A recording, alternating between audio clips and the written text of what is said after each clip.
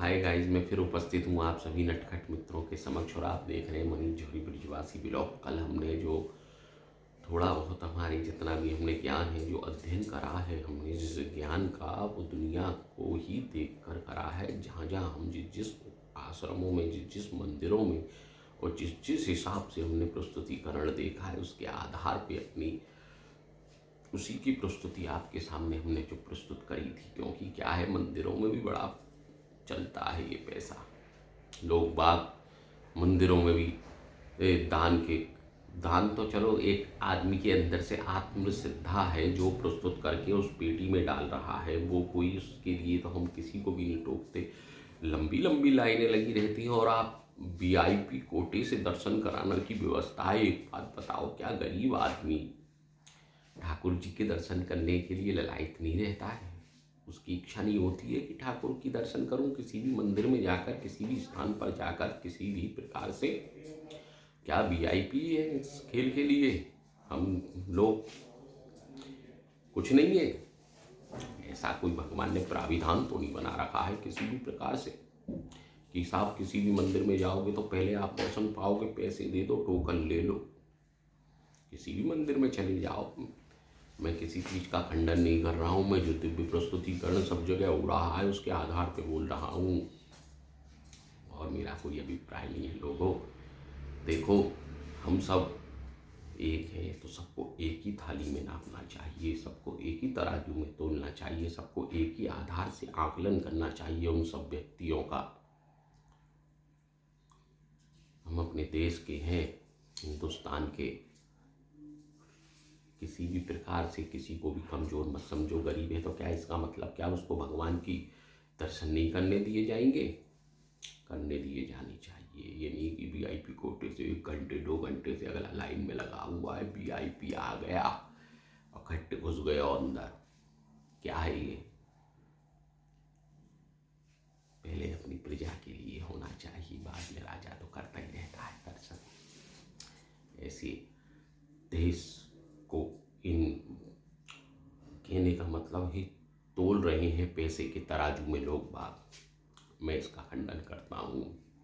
लोगों, सब प्रथम जो लाइन में लगा हुआ है, जो अपनी प्रभु की दर्शनों के लिए ललायित है, आधा पौन घंटे से खड़ा हुआ है और वीआईपी आया दिए 500 रुपये, 1000 रुपये महंत जी ने कह दिया इनको पहले पहुंचा दो।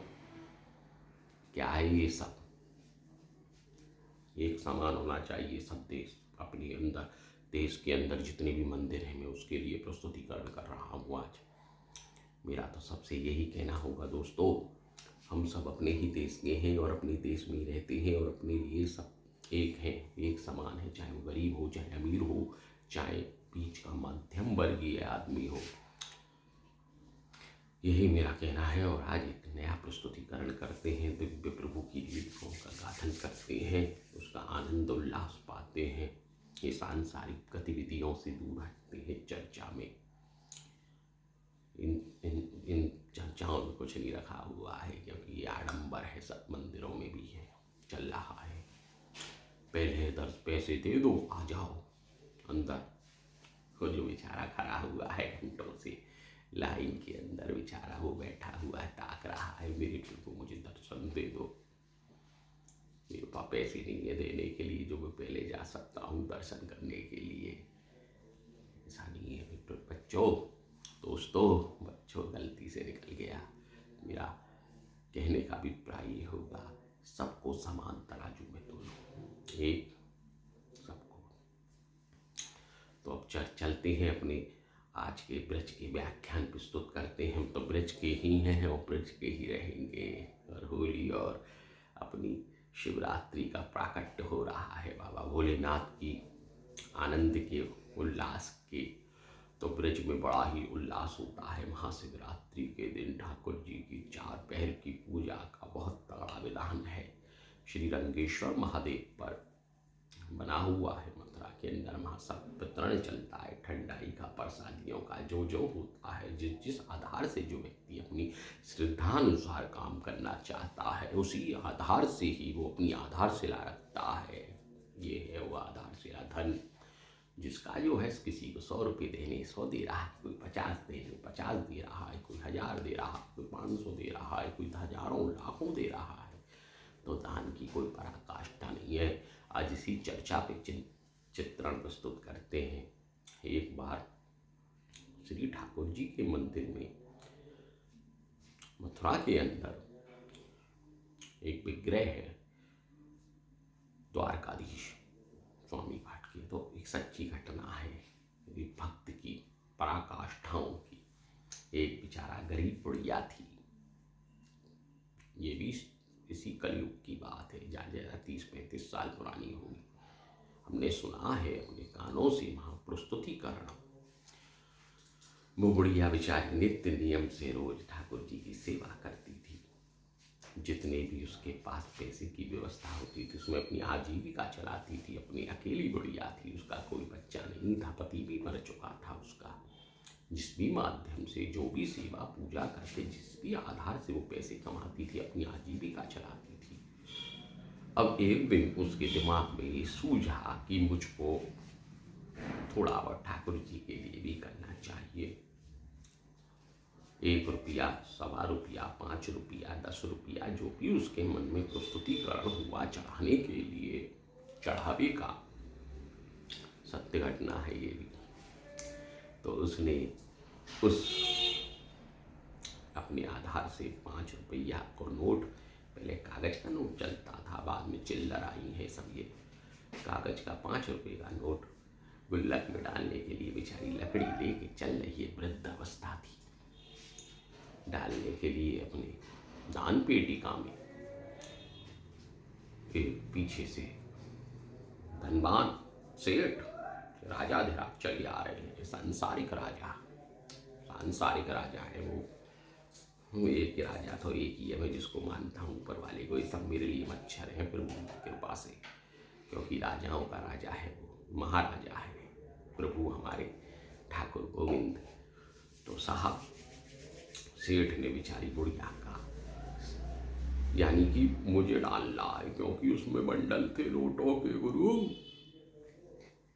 महंत जी आ गए सेठ, अब चढ़ावा चढ़ेगा मंदिर में, बहुत गजब का सहमत आ गए भाई। महंत हर साल आते थे चढ़ावा लेके, पान के लाल पोटली के अंदर बंडल थे 500 के नोट के, 100 के नोट के।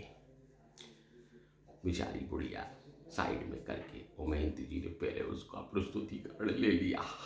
आजा, हाँ क्या नाम है भाई साहब आपकी, कितने रुपया की पर्ची कट रही है? जन्माष्टमी का महीना है, जन्माष्टमी का त्योहार चल रहा था। ठाकुर की लीला बड़ी अद्भुत होती है जन्माष्टमी पर भी। ब्रज में मथुरा में जन्माष्टमी का मेला चल रहा था, उसका आनंद उल्लास उनके मन में रमण कर रहा था।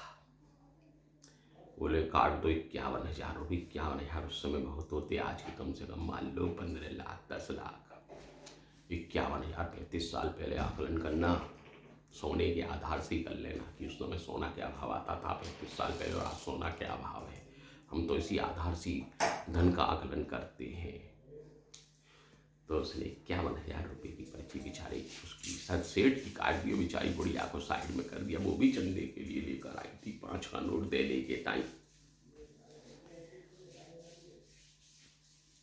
गुरुदेव 51,000 रुपये ले लिए, पर्ची उसके हाथ में टेकी, इतने में बेचारी वृद्ध बुढ़िया चली आ रही है, मेरी भी काट दो है। 5 रुपये की भी कोई पर्ची काटूंगा क्या, डाल दो इस पेटिका में। उसने दोबारा बोला ले लो, वो मैं सत्य बता रहा हूँ प्रमाण के साथ महाराज। जैसे उसने बेचारी बुढ़िया ने प्रभु को कहा, प्रभु क्या भक्तों के लिए, क्या हम गरीब लोगों के लिए यही है क्या, हमारा कोई अधिकार नहीं है आपके लिए सेवा करने के लिए? मेरे पास आप तो कहते हो कि पान फूल पत्ता, मैं तो सब पे रीझा चला आता हूँ, क्या हमारे लिए भी इतना भी नहीं होगा? जैसे ही उसने हाथ पे अपना 5 का नोट रखा, मैं सत्य बता रहा हूँ वो क्या चमत्कार था क्या नहीं था वो ठाकुर जी जानता है। उसके हाथ से 5 का नोट उड़कर हवा के साथ तेज हवा चली, एकदम आंधी सी आ गई, चरणों में पहुंच गया। अभी ये क्या परिमाण है साहब, बताइएगा। और वैसे ही उसकी पोटली खोली, सत्य है, प्रमाण दे सकता हूं उसका। क्या निकलना चाहिए उस पोटली में से, 51,000 डाल के ला रहा है वो। क्या निकलना चाहिए था, 51,000 ही निकलने चाहिए थे। 45 भी नहीं हो सकते, दान में तो कोई आदमी झूठ थोड़ी बोलता है। क्या निकल रहा था, कुछ नहीं था।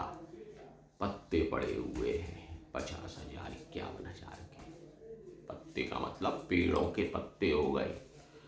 अब इसको क्या कहोगे आप, है ना लीला ठाकुर की अद्भुत। ये है मेरे दोस्तों कि मैं इसीलिए मैं बोल रहा था पहले, ये बात बोली थी, उसके 5 का नोट स्वीकार कर लिया ठाकुर जी ने। लाओ मैं अपने चरणांत बिंद से लगाता हूँ, इस मलिन से क्या लगाऊंगा। ये महंत बना हुआ डोल रहा है, मंदिर का पाखंड में लगा हुआ है, ढोंग धतूरे दिखा रहा है। इससे दुनिया नहीं चलती है मेरे दोस्तों। जब भी तो कहता हूँ सबको एक तराजू में तोलो, ठाकुर सबको एक ही दृष्टि से देखता है। पिता भी अपने सभी पुत्रों को, बेटियों को सभी एक ही दृष्टि से देखता है, उसका अवलोकन करता है। आप फर्क नहीं करते अपने बच्चों के लिए, तो ठाकुर कैसे फर्क कर सकता है किसी भी बच्चे के लिए। उसका घमंड टूट गया सेठ का। अरे मैं तो 51,000 रुपया डाल के लाया था, पत्ती कैसे हो गई। महाराज महंत जी आपने भी तो देखा था, बंडल पड़े हुए थे, हाथ में नहीं आता तब। और महंत क्या बोले, क्षमा मांगी है ठाकुर के चरणों में गिरकर। उन्होंने प्रभु क्षमा कर देना, हम अहंकार वशीभूत भूल चुके थे कि संसार में सेवा करना, सच्ची सेवा करना, निष्ठा से सेवा करना ही सर्वोपरि है। ये है प्रमाण के साथ प्रस्तुतिकरण इस दिव्य लीला का। ये सत्य घटना है। कभी जाना मथुरा में तो पूछ लेना, पता चल जाएगा कि हम फेंक रहे हैं या सत्य कह रहे हैं गुरु। ये है ठाकुर की अद्भुत लीलाओं का गाथन। तो इसीलिए कहता हूँ, ये लंबी लंबी लाइनों में खड़े हुए हैं बेचारे लोग बाग। जो मैं देखता हूँ किसी भी मंदिर के बाहर निकल के जाता हूँ, और जो 1,500 रुपये देकर, 200-300 रुपये दे के टोकन लेकर खट्टे दर्शन करते हैं और निकल जाते हैं मेरे दोस्तों, उस दर्शनों का लाभ आपको नहीं मिलेगा, जिंदगी में भी नहीं मिलेगा। मैं सत्य बता रहा हूँ आपको, नहीं ले सकते हो उसका लाभ। तपस्या के लिए त्याग और बलिदान चाहिए। वो अपने तन से, अपने मन से, अपने शरीर का श्रम करते हुए उस त्याग और बलिदान दे रहा है। किस लिए, लाइन में लगा हुआ है, गर्मी का टाइम है तो भी पसीने चुचा रहे हैं, धूप लग रही है। ये है, जाओ लेकिन इन मंदिरों में पैसे दान पेटी में डालो, लेकिन इस माध्यम से किसी का हक छीन कर, हक छीनने का मतलब कोई बेचारे का आने का समय है अंदर दर्शन पाने का, इतने में बीच में से VIP चले आ रहे हैं टोकन लेकर और दिया पैसा घुस गए।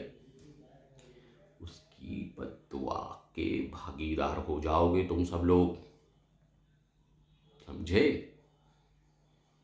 क्यों, वो खड़ा हुआ है आधा 1 घंटे, 1.5 घंटे, 2 घंटे से पीछे चला चला आ रहा है। हजारों की लाइन में से उसका पहला नंबर आया है। 1,000 लोगों का दर्शन करने के बाद उसका नंबर आया। आते के साथ ही VIP घुस गए टोकन लेके। ये क्या है। इतने में उसने कह दिया, हे प्रभु क्या तुम्हारे द्वार की लीला ये है, पैसे वाला हो तो पहले और गरीब हो तो वो पीछे। ये गलत है मेरे भाइयों, इस चीज का खंडन करो और सब एकजुट होकर, जितने भी हमारे देश के नागरिक हैं, स्त्रियां हैं, बहनें हैं, माताएं हैं, इस चीज का सब मिलके खंडन करो। सब एक हो जाओगे तो ये मंदिरों से टोकन VIP रास्ते से जाके दर्शन कराने का माध्यम ही खत्म हो जाएगा। इस संसार से खंडन कर दो। एकता में बहुत ताकत होती है। एक ही रहता है और एक के पीछे चलने वालों का बहुत तगड़ा टोला होता है, जिसको देख के उस समर्थन से ही तो सत्ता प्राप्त होती है मंत्रियों को। साहब वोटिंग होती है, वोटिंग के आधार पे ही तो होगा। संसार के सारे लोग अगर वोटिंग करना ही बंद कर देंगे तो क्या कोई मंत्री और राष्ट्रपति या उपराष्ट्रपति बन सकता है? क्या इस संसार के अंदर? कहीं भी नहीं बन सकता है। हम हैं तो वो है, और हम नहीं दें तो वो कुछ नहीं है। 0/0 सन्नाटा होंगे। क्या होंगे? 0/0 सन्नाटा। तो इसीलिए मेरा सबसे आग्रह है, जितने भी लोग देख रहे हैं इस वीडियो को आगे से आगे शेयर करें। मेरा सबको जागृति देने का है। मैं इसीलिए आया हूँ यूट्यूब के ऊपर। जो मैं आडंबर देख रहा हूँ चारों तरफ चाहता हूँ, मैं जिस भी मंदिर के बाहर, महाकालेश्वर मंदिर होकर आया था मैं पहले, वहाँ अपने मित्र के साथ गया था। मैंने वहाँ आडंबर देखा, VIP से दर्शन करा रहे, और हम जैसे गरीब आदमी, हम भी तो गरीब हैं, कोई अरबादी खरबादी संखादी नीलाधिपति तो नहीं, लेकिन हम बहुत बड़े अमीर हैं मेरे दोस्तों। क्यों? क्योंकि हमारे ऊपर इस गोविंद का, ठाकुर का सानिध्य है, उसका हाथ है। मेरे लोगों, मेरे भाइयों, मेरी बहनों, मेरी माताओं, सब एक हो जाओ और इस चीज़ का खंडन करने के लिए तत्पर रहो कि हमको ऐसा व्यवस्था नहीं चाहिए किसी भी मंदिर में कि पैसे दो तो पहले वो बेचारा जो लाइन में खड़ा हुआ है, घंटों से तपता हुआ, झुलसता हुआ चल रहा है, उसका नंबर आने के बाद भी वो दर्शन नहीं कर पा रहा है। पैसे दो, 5100 की पर्ची कटा लो तो मंदिर के चौखट से दर्शन पा लो। क्या है ये? किस लिए है ये? जागृति अपने दिमाग में जगाओ मेरे भाइयों, और इस सब चीज़ों का खंडन कर कर अपने आप को उस बुलंदियों तक पहुंचाओ कि हमको ये संसार में व्यवस्था नहीं चाहिए। आपका हूँ, आपका ही रहूँगा। मेरे दोस्तों, थोड़ा सा नादान हूँ मैं अज्ञानी हूँ। मैं तो फिर वही कहता हूँ, मुझे तो जिस भी ज्ञान की प्याऊ से पीने के लिए पानी मिल जाता है, मैं तो ओक लगा के ज्ञान के पानी को गट गट करके अपने अंदर तक पहुँचाता हूँ। मेरे दोस्तों, आज के लिए इतना ही। अच्छा लगा हो तो लाइक करें, कमेंट्स करें, शेयर करें, और जो मैंने बोला है इस चीज़ पे दिमाग लगाना। अच्छा लगा हो तो इसको शेयर करना, आगे से आगे भेजना। हमें ये व्यवस्था नहीं चाहिए। हाँ, ये देश के अंदर सब समान है। पिता के दर्शन करने के लिए तो हर बच्चा ललायित है। परम पिता परमेश्वर है, वो उसके ऊपर सबका अधिकार है। ये नहीं कि 551 1000 डालकर घुस गए पहले। ये मेरे दोस्तों, इस चीज़ का ध्यान देना। जय सिया राम, जय राजा राम। आज के लिए इतना ही कथन। आपका हूँ, आपका ही रहूँगा।